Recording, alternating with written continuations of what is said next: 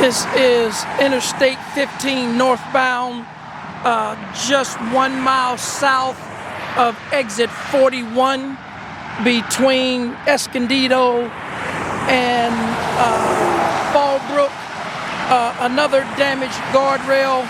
Again, Caltrans is aware. As you can see, their cones are placed out here. This one has this sharp edge left unexposed.